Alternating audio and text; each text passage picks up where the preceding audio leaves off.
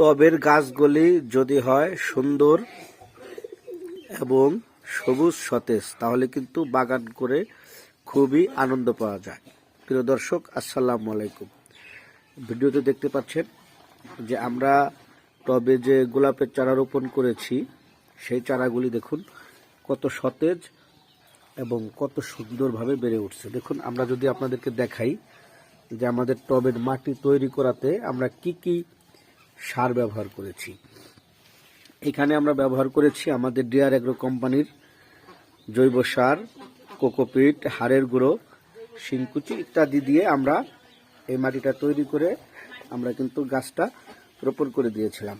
তো দেখুন যে গাছে কিন্তু ফুল এসেছে, এই দেখুন, তো সাদা গোলাপ ফুটে আছে। তো আপনারা যদি লক্ষ্য করেন অসংখ্য কলি এসেছে।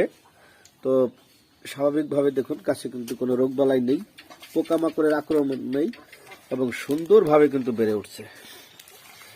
তো প্রিয় দর্শক, আমাদের প্রোডাক্ট ডিআর এগ্রোর যে সমস্ত প্রোডাক্ট আছে আমরা বিশেষ করে বাগানীদের জন্য ব্যবহার করে থাকি এবং সরবরাহ করে থাকি, এগুলো কিন্তু খুবই গুণগত মানসম্পন্ন। দেখুন, তার প্রমাণ কিন্তু আমরা আপনাদেরকে হাতে নাতেই দিচ্ছি। কারণ আমরা অনেকেই ছাদে টবে গাছ লাগিয়ে একটা সমস্যার সম্মুখীন হই, সেটা হচ্ছে না হয় গাছের পাতা কুঁকড়ে যায়, হলুদ হয়ে যায়, গাছ নিস্তেজ হয়ে যায়, অবশেষে মারা যায়। তার অন্যতম কারণ হচ্ছে যে সঠিকভাবে আমরা গাছের যে পুষ্টি উপাদান প্রয়োজন সেগুলি দিতে পারি না।